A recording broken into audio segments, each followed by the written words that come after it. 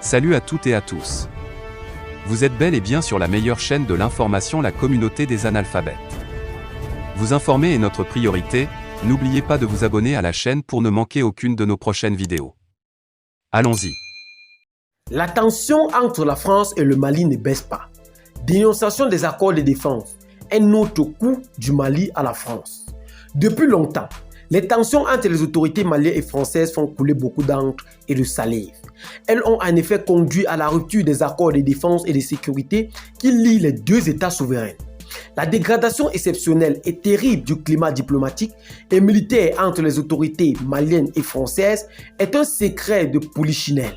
De Paris à Bamako, la révélation des faits concrets et des différents démentis par rapport à des faits ignobles qui se sont passés sur le sol malien, en l'occurrence ceux relatifs à la découverte d'un charnier à Gossi dans le cercle de Gourma, Rarousse, après la rétrocession de la base à nos forces. Paris avait alors diffusé des images de drones pour tenter de démentir cette accusation.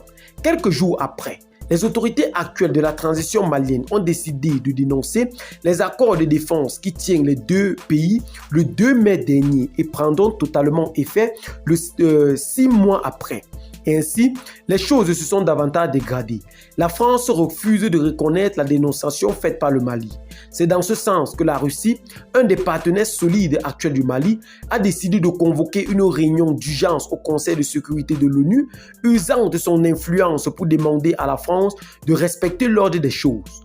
Lors du débat du dimanche d'Africable Télévision, M. Tchèque Oumar Konaré a expliqué que devant le Conseil de sécurité de l'ONU, la Russie avait convoqué une réunion d'urgence sur le Mali.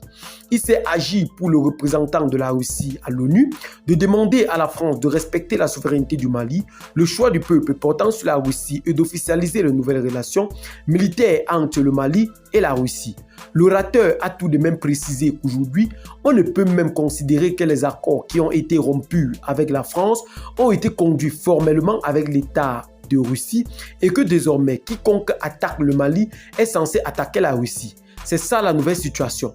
Pour lui, depuis la décision française de retirer Barkhane du Mali, les données sont claires. Le Mali a décidé de rompre les accords de défense, sa coopération militaire avec la France en se tournant vers la République fédérale de Russie. La Russie officiellement est en train de reprendre la main. Ainsi, au regard de la situation présente, nous pouvons dire sans risque de se tromper que les autorités maliennes de transition offriraient aux autorités françaises des noisettes. La France aurait cette fois-ci perdu le Mali pour de bon. Actuellement, c'est devenu le clash frontal. Eh bien les amis, c'est donc sur ce petit pas d'informations que nous allons nous séparer. Partagez la vidéo avec les amis si vous l'avez trouvé intéressante. Abonnez-vous à la chaîne si ce n'est pas encore fait et à très bientôt pour de nouvelles vidéos. Bye bye.